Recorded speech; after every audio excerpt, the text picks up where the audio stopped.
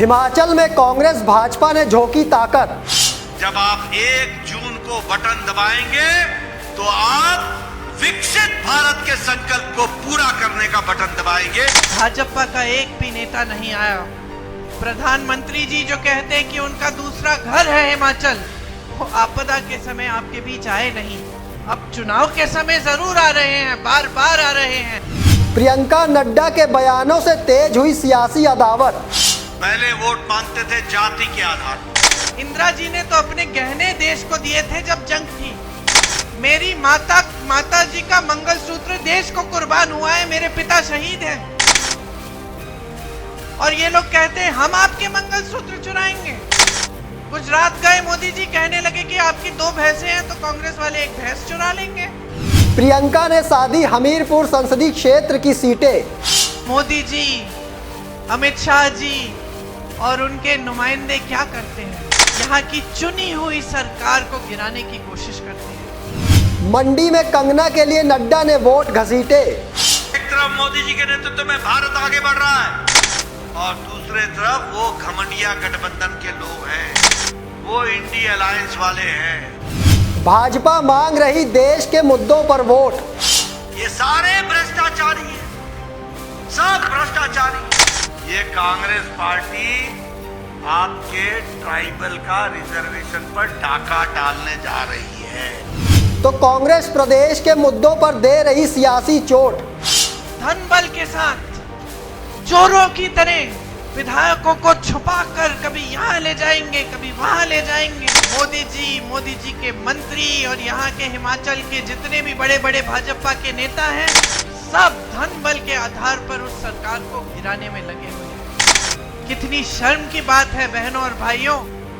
नमस्कार दोस्तों, आप देख रहे हैं समाचार फर्स्ट टू द पॉइंट। मैं हूं आपके साथ बालकृष्ण। हिमाचल प्रदेश में अंतिम दौर के चुनाव ने तेजी पकड़ ली है और सियासी हवा किसकी तरफ है, अब इसका अंदाज़ा लगाना मुश्किल होता जा रहा है। कांग्रेस और भाजपा दोनों ही दलों ने हिमाचल प्रदेश में अपनी ताकत झोंक दी है। फिर चाहे वो कांग्रेस हो या फिर भाजपा, दोनों ही दलों के दिग्गज नेताओं ने हिमाचल प्रदेश की धरती पर अपना डेरा डाल दिया है। कांग्रेस की तरफ से पहले राहुल गांधी ने 2 रैलियों को संबोधित कर माहौल बनाया था और अब चंबा शाहपुर में जनसभा के बाद हमीरपुर में रोड शो कर कांग्रेस महासचिव प्रियंका गांधी ने चुनाव में तेजी ला दी है। प्रियंका गांधी इस महीने के आखिरी दिन तक प्रदेश में रहने वाली है और सिर्फ लोकसभा सीटों पर ही नहीं बल्कि उपचुनाव वाली सीटों पर भी रोड शो और जनसभाएं कर रही है। तो वहीं दूसरी ओर भाजपा की तरफ से पहले पीएम मोदी और फिर गृह मंत्री अमित शाह ने मोर्चा संभाला था और अब भाजपा के राष्ट्रीय अध्यक्ष जगत प्रकाश नड्डा ने कमान संभाल ली है। जहां एक और प्रियंका गांधी हमीरपुर संसदीय सीट के साथ 3 विधानसभा उपचुनाव वाली सीटों पर आज जनसभाएं और रोड शो करती दिखी, तो वहीं दूसरी ओर भाजपा अध्यक्ष जगत प्रकाश नड्डा मंडी के अलग अलग हिस्सों में रैली को संबोधित करते दिखे।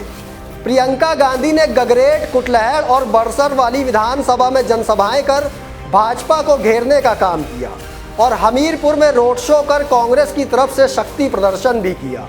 इस मौके पर प्रियंका गांधी का फोकस हिमाचल प्रदेश के आम मुद्दों पर रहा, साथ ही प्रदेश के मुद्दों के साथ पीएम मोदी और केंद्र सरकार को घेरने की कोशिश भी की। प्रियंका गांधी जहां एक और आपदा का मुद्दा बुलाने की कोशिश कर रही हैं, तो वहीं दूसरी ओर पीएम मोदी और भाजपा पर धर्म के नाम पर जनता को गुमराह करने का आरोप भी लगा रही है। इतना ही नहीं, प्रियंका गांधी इस मौके पर अपनी कांग्रेस पार्टी की घोषणाओं पर बल देने से भी नहीं चूक रही हैं। आप खुद सुनिए प्रियंका गांधी ने हमीरपुर में किस प्रकार से पीएम मोदी को तो घेरा ही, साथ ही आपदा का मुद्दा उठाकर भाजपा से कई सवाल भी पूछ लिए। इससे वही बहकी बातें, आपके ध्यान को भटकाने वाली बातें शुरू हो गई। फिर धर्म की बात, फिर वही बातें कि कांग्रेस पार्टी आपके मंगलसूत्र चुरा लेगी। अरे 55 सालों से हमारी सरकारें रही, किसी ने आपके मंगलसूत्र चुराए? इंदिरा जी ने तो अपने गहने देश को दिए थे जब जंग थी। मेरी माता जी का मंगलसूत्र देश को कुर्बान हुआ है, मेरे पिता शहीद हैं। और ये लोग कहते हैं हम आपके मंगलसूत्र चुराएंगे। गुजरात गए मोदी जी, कहने लगे कि आपकी 2 भैंसें हैं तो कांग्रेस वाले 1 भैंस चुरा लेंगे। फिजूल की बातें हैं।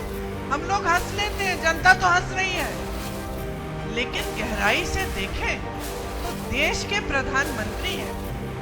यही उनकी सभ्यता है कि चुनाव के समय आकर आपके सामने इधर उधर की बातें करें, महंगाई की बात न करें, बेरोजगारी की बात न करें, यहाँ आपदा हुई यहाँ राहत दिलवाने की बात न करें, आपकी समस्याएं जो है उनको हल करने की बात ही न करें।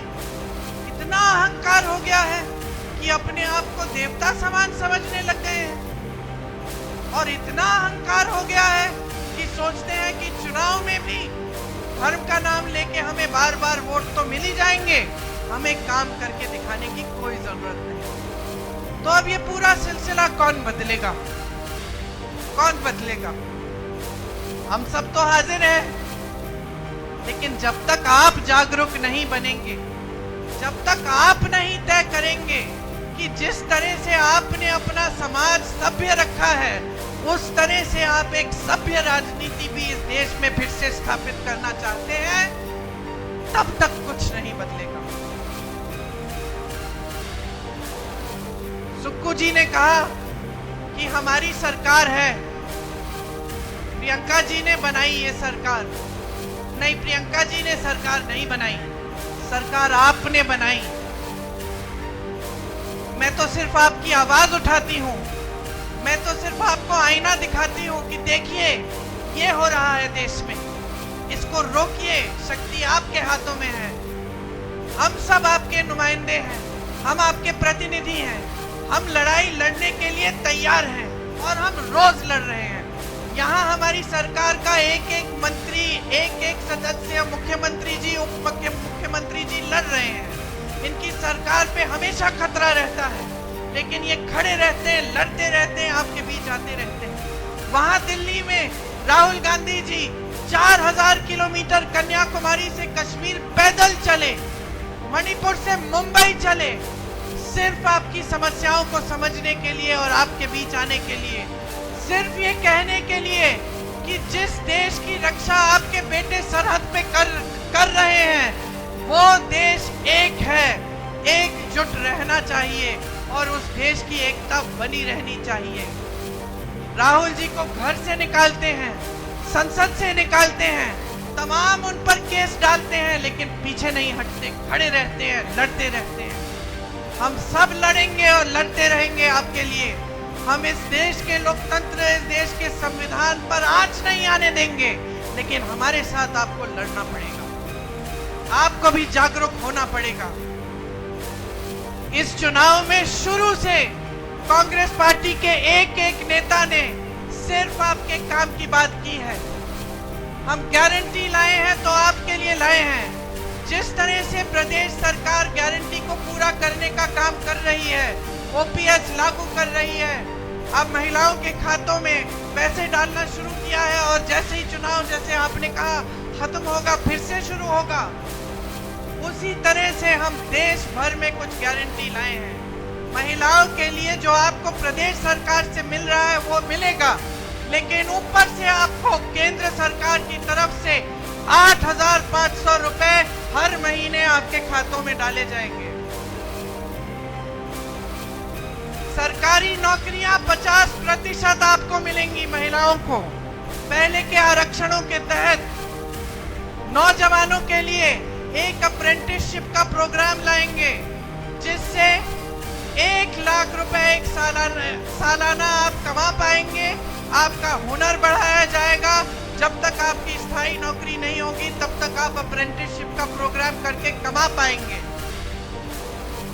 नौजवानों के लिए 5000 करोड़ रुपए का फंड लाएंगे, ताकि आप जब अपना कारोबार शुरू करना चाहेंगे तो आप उस कारोबार को बना सकेंगे, आपके लिए सुविधा होगी। पेपर लीक होते हैं उसके खिलाफ सख्त कानून लाएंगे, और 30 लाख खाली पद जो मोदी जी ने खाली छोड़े अपनी सरकार में वो भरेंगे और आपको हम रोजगार दिलवाएंगे।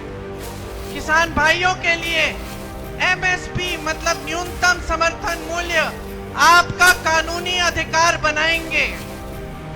जिस तरह से आज भोजन का अधिकार इस देश में कानूनी अधिकार है गरीब परिवारों का, मोदी जी देते हैं आपको राशन, कहते हैं आप पे एहसान कर रहे हैं, अपनी फोटो चेप के देते हैं। सच्चाई ये है कि वो कानून कांग्रेस पार्टी ने बनाया जो मजबूर करता है मोदी जी को कि आपको राशन दे।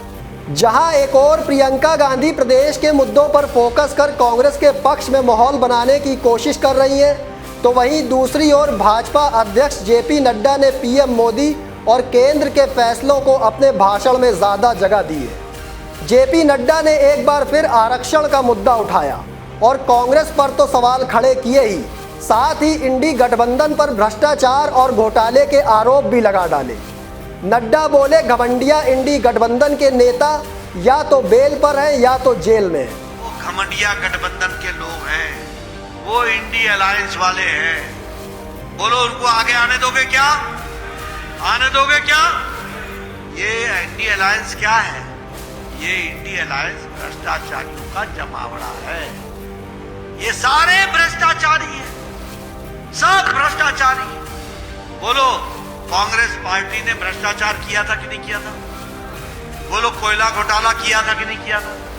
बोलो, चीनी घोटाला किया था कि नहीं किया था? चावल घोटाला किया था कि नहीं किया था? समुद्र में घुसकर पनडुब्बी घोटाला किया कि नहीं किया? आकाश में बोलो राफेल का घोटाला किया था कि नहीं किया था? आप बताओ, हेलीकॉप्टर वेस्टलैंड का घोटाला किया था कि नहीं किया था? कौन सा 2G का घोटाला किया कि नहीं किया? 3G का घोटाला किया कि नहीं किया? कौन सा घोटाला छोड़ा कांग्रेस? और ये बताओ, लालू चारा खा गया कि नहीं खा गया? अलकतरा खा गया कि नहीं खा गया? जमीन के नौकरी के जगह पर जमीन खा गया कि नहीं खा गया? ममता ने टीचर भर्ती में घोटाला किया कि नहीं किया? नोटों की गटियां निकली कि नहीं निकली उनके मंत्री से? एक कांग्रेस का मंत्री है जो कांग्रेस के मंत्री के पीए के नौकर के घर से 29 करोड़ निकले हैं। आपको जानकर प्रसन्नता होगी कि बाबा भीमराव अंबेडकर ने संविधान में लिख दिया है और साफ लिखा है कि हम धर्म के आधार पर आरक्षण नहीं देंगे। हम आरक्षण वहां की भौगोलिक और सामाजिक परिस्थितियों पर देंगे। और आपको जो ट्राइबल रिजर्वेशन है वो भौगोलिक आधार पर मिलता है, क्योंकि दूर दराज का इलाका है तो इसको ट्राइबल को रिजर्वेशन दिया जाए। अब कांग्रेस पार्टी आपके आरक्षण पर डाका डालकर मुस्लिम भाइयों को आरक्षण देना चाहती है। तो सुना आपने किस प्रकार से प्रियंका गांधी और जेपी नड्डा ने हिमाचल प्रदेश में अपनी अपनी रैलियों को संबोधित किया।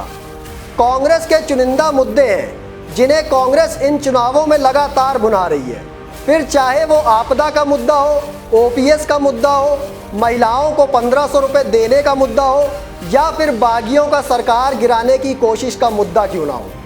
तो वहीं कांग्रेस को घेरने के लिए कुछ मुद्दों पर भाजपा का फोकस है, जैसे राम मंदिर का मुद्दा, SC ST OBC आरक्षण का मुद्दा, या फिर केंद्र से जुड़े कोई भी मुद्दे हो। अब सवाल यह है कि हिमाचल प्रदेश की जनता लोकल मुद्दों पर वोट करती है या फिर देश के मुद्दों को ध्यान में रखते हुए अपने मताधिकार का प्रयोग करती है। ये देखने वाली बात होगी। खास बात यह भी है कि प्रियंका गांधी की जनसभाओं से कांग्रेस के पक्ष में आखिर कितना माहौल बन पाता है, ये भी देखने वाली बात होगी। दोस्तों, फिलहाल मुझे दीजिए इजाज़त, फिर मिलेंगे एक और स्पेशल रिपोर्ट लेकर।